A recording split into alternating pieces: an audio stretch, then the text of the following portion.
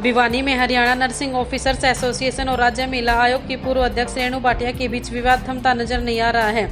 Association ने साफ किया है कि रेणु भाटिया के इस्तीफे के बावजूद उनका विरोध जारी रहेगा, क्योंकि उन्होंने अभी तक सार्वजनिक रूप से माफी नहीं मांगी है। गौरतलब है कि हरियाणा नर्सिंग ऑफिसर्स एसोसिएशन के पदाधिकारियों ने प्रेस वार्ता में कहा कि रेणु भाटिया ने नर्सिंग स्टाफ पर जो आरोप लगाए हैं वह न केवल आधारहीन है बल्कि पूरे नर्सिंग समुदाय की छवि खराब करने वाले हैं। एसोसिएशन का कहना है कि रेणु भाटिया ने पद से त्याग पत्र तो दे दिया है, लेकिन उन्होंने अपने बयान पर खेद प्रकट नहीं किया है और न ही माफी मांगी है। एसोसिएशन ने कहा है कि त्याग पत्र देना अलग बात है, लेकिन गलत बयान पर माफी मांगना भी जरूरी है। पूरे नर्सिंग स्टाफ को बदनाम किया गया है, इसलिए हम मानहानि का मामला दर्ज कराएंगे। एसोसिएशन ने स्पष्ट किया है कि अस्पतालों के बाह्य रोगी विभाग यानी ओपीडी में चिकित्सकों के साथ नर्सिंग स्टाफ की नियमित ड्यूटी नहीं होती है। वहां केवल सुरक्षा व्यवस्था के लिए सिक्योरिटी गार्ड तैनात रहते हैं। ऐसे में नर्सिंग स्टाफ पर मिलीभगत के आरोप लगाना पूरी तरह तर्कहीन और निंदनीय है। पदाधिकारियों ने कहा कि यह आरोप पूर्व निर्धारित मानसिकता के तहत लगाए गए प्रतीत होते हैं और इससे नर्सिंग पेशे की गरिमा को ठेस पहुंची है। उन्होंने चेतावनी दी कि यदि जल्दी माफी नहीं मांगी गई तो संगठन कानूनी कार्रवाई के साथ साथ आंदोलन को और तेज करेगा। मेरा नाम सरला कुमारी है और मैं यहाँ पे अपने डिस्ट्रिक्ट भिवानी में एज ए CNO काम करती हूँ।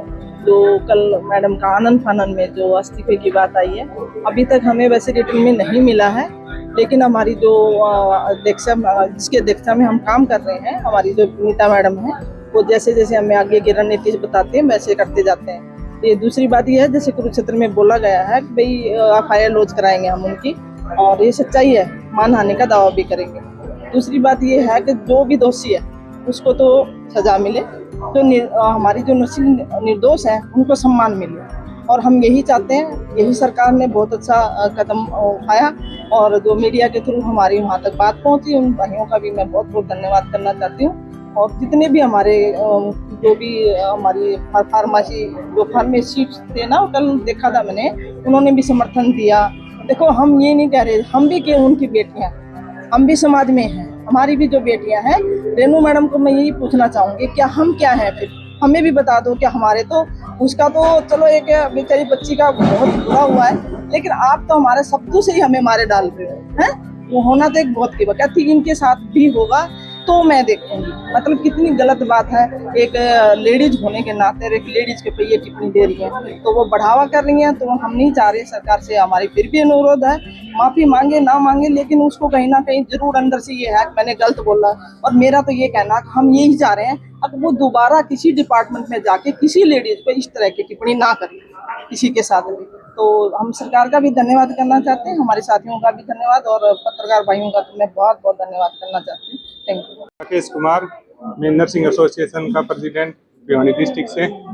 तो सभी को नमस्कार। सबसे पहले तो कुरुक्षेत्र के अंदर जो एक बहुत ही निंदनीय कार्य हुआ है उसकी हम कठोर शब्दों में निंदा करते हैं। उसमें जो भी आरोपी है उसको कठोर से कठोर सजा मिलनी चाहिए, ताकि दोबारा कोई भी ऐसा कदम उठाने का न सोचे। उसके बाद में रेणु मैडम के द्वारा वहाँ पे राउंड किया गया और पूरे नर्सिंग स्टाफ को, पूरे नर्सिंग समुदाय को ये ब्लेम किया गया है कि सारी इनकी मिली भगत है। उस चीज़ का हम विरोध करते हैं, इसलिए हमने कल 2 घंटे की पेन डाउन स्ट्राइक की थी और उसमें सभी का अच्छा साथ रहा, और जितने भी यूनियन ने सभी ने हमारा साथ दिया है उनका बहुत बहुत धन्यवाद। सपोर्ट किया है जनता का, सोशल मीडिया के द्वारा हमारी बातों को समझा है, उनका बहुत बहुत धन्यवाद। तो ऐसे में इस्तीफा आ गया है, उसके बावजूद उन्होंने कहा है कि पर वह माफी नहीं मांगेगी, और जो 4 नर्सों के खिलाफ उन्होंने सस्पेंड करने को लेकर के मुख्यमंत्री को पत्र लिखा है, तो तमाम चीजों को आप किस तरह से देख रहे हैं, आगे की रणनीति क्या है? एक चीज तो उन्होंने मतलब माफी न मांगने वाली बात पे अड़े हैं, तो कहीं ना कहीं वो अपने ईगो पे है। ये चीज बिल्कुल गलत है। मतलब जो ओपीडी के अंदर 10 से 15 रूम डॉक्टर के ओपीडी रूम होते हैं, उनमें कहीं भी नर्सिंग स्टाफ की ड्यूटी नहीं होती है, तो उस चीज के लिए नर्सिंग स्टाफ कैसे जिम्मेदार है? आपको सवाल करने हैं उनको, तो सवाल आप प्रशासन से करें कि उस टाइम वहाँ का सिक्योरिटी गार्ड कहाँ था, वहाँ की मतलब जो भी सुरक्षा व्यवस्था है वो कहाँ थी, उसमें आप एक नर्सिंग स्टाफ को कैसे ब्लेम कर सकते हो? ये चीजें बिल्कुल गलत है और इसके लिए हम आगे का संघर्ष है वो जारी रखेंगे। तो क्या रणनीति अब आगे की रहने वाली है? आगे की रणनीति यही है कि पहले तो वहाँ पे मैडम रेणु मैडम के खिलाफ हम हमारी एसोसिएशन के थ्रू FIR कटवाएंगे, और उन पे जो भी कार्रवाई हम हमारे ऊपर मानहानि का जो ब्लेम लगा है उसके लिए उन पे कार्रवाई करवाएंगे। आज किस मांग को लेकर प्रदर्शन किया गया? मेरा नाम Anita Devi, senior nursing officer GH Bhiwani पे मैं कार्यरत हूँ। हमारी कल 10 से 12 बजे तक 2 घंटे की पेन डाउन स्ट्राइक थी और ये जो स्ट्राइक का मुद्दा था कुरुक्षेत्र में जो एक नाबालिग बच्ची के साथ जघन्य अपराध हुआ है उसके विरोध में था। अपराधी को फांसी की सज़ा की हमने सीधी मांग की है, क्योंकि इस तरह के अपराध जो इतने एक हॉस्पिटल जैसे जहाँ पे हर कोई अपनी सुरक्षा के लिए आता है वहाँ पे इस तरह का अपराध होता है तो वो देश के लिए बड़े ही शर्म की बात है। और हमारे सर्वेंट स्वीपर से लेकर के बड़े अधिकारियों तक की हमारी नैतिक जिम्मेवारी बनती है कि हर जो भी मरीज हमारे यहाँ आता है वो सुरक्षित रहे। इसका हमें बहुत दुख है और हम मांग करते हैं अपनी नर्सिंग एसोसिएशन के द्वारा और नर्सिंग कैडर की हमारी पहली मांग यही है कि बच्ची को इंसाफ दिया जाए। किसी भी बच्चे के साथ इतना जघन्य अपराध स्वीकार्य नहीं है। और अगली कल की जो हमारी स्ट्राइक थी वो हम पहली तो हमारी यही थी कि अपराधी जो भी है जल्द से जल्द उसके खिलाफ कार्रवाई हो और जिस भी सिस्टम ने उसको दोबारा से ऐसा अपराध करने के लिए बढ़ावा दिया उस सिस्टम की भी कार्रवाई की जानी चाहिए और ऐसे सुरक्षा व्यवस्था होनी चाहिए, दुरुस्त होनी चाहिए हॉस्पिटल में कि दिन के समय में जहाँ ओपीडी में आप लोगों ने देखा होगा कि ओपीडी या हॉस्पिटल कोई एक कोना ऐसा नहीं है जहाँ पब्लिक ना हो। उसके बावजूद भी अगर हॉस्पिटल में ऐसा अपराध हुआ है तो हमारी सुरक्षा व्यवस्था इसका मतलब तार-तार है।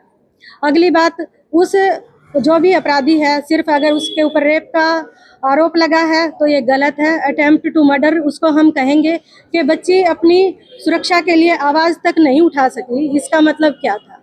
इन चीज़ों की जांच होनी चाहिए। उसको नशा करवाया गया था, सेडेशन दी गई थी, हमें नहीं पता। इन चीज़ों की बारीकी से जांच होनी चाहिए। ये जो भी बीच में नर्सिंग कैडर को लेकर के उस पर आरोपित किया गया, कलंकित किया गया, जो कि अभी भी रेणु भाटिया जी का जारी है ये सोशल मीडिया पे बोलना, हमें मिली भगत बताना, ऐसे शब्दों का इस्तेमाल करना जो कि एक किसी महिला क्या किसी भी पुरुष के लिए या जो भी मानव जाति में पैदा हुआ है किसी के लिए शोभनीय नहीं है। ऐसे में बात करें रेणु भाटिया के द्वारा इस्तीफा दे दिया गया है, बावजूद उन्होंने कहा है कि वो नर्सिंग स्टाफ से किसी से कोई माफी नहीं मांगेंगी, मैं इस्तीफा देना मंजूर हूँ। इस्तीफा उन्होंने दिया है, देर रात उन्होंने इस्तीफा दिया है, जिस पे अभी सवाल है। अगली बात, माफ़ी वो इंसान मांगता है जिसको अंदर से कहीं महसूस हुआ होता है कि मैंने गलती की। जिस हिसाब से हम उसके अभी भी स्टेटमेंट सुन रहे हैं, कहीं 1% उसकी आंखों में दुख नहीं है कि बच्चे के लिए जो अगर जिसको एक बच्चे के लिए दुख होगा वो दूसरे बच्चों के साथ ऐसा होने की कामना कैसा कर सकता है? कहीं दुख नजर नहीं आता। वो खुद ये कह रही है कि ऐसी घटनाएं और घटे तो मैं सोचूं, वो घटनाओं के घटने का इंतजार करेंगी। तो माफ़ी वो मांगे जिसको अंदर से महसूस हुआ है, या ऐसे इंसान के खिलाफ तो कानूनी कार्रवाई होनी चाहिए, सजा मिलनी चाहिए उसको और मानहानि का सीधा सीधा उसके ऊपर दावा होना चाहिए। तो आज की क्या रणनीति बनाई गई है? हमारी आज की रणनीति है, सबसे पहले तो हम सोशल मीडिया का और देश की जनता का धन्यवाद करना चाहते हैं जिन्होंने हमारे इस जो मार्मिकता है उसको समझा। अगली बात ये है कि उन्होंने सरकार ने उनका इस्तीफा मंजूर किया, उनसे एक तरह से इस्तीफा लिया गया है। ये भी एक बड़ी अच्छी पहल थी सरकार की। ऐसे लोगों को ऐसे पद पे रहने का कोई अधिकार नहीं है। ये फैसला बहुत पहले सरकार को ले लेना चाहिए था, नहीं तो आज हमारा जो एक इतना पावन जो हमारा प्रोफेशन है वो पूरे देश में कलंकित ना होता। आज हम जहाँ है एक रिस्पेक्टेड नज़र से नर्सिंग कैडर को देखा जाता है, इसके लिए बहुत से लोगों ने बहुत मेहनत की है, सालों से मेहनत की है, तब जाके एक समाज में हमें रेपुटेटेड पोस्ट मिली है। और उसके बाद आज जो उन्होंने हमारी इज्जत को तार-तार किया है, इसको दोबारा हमें एक तरह से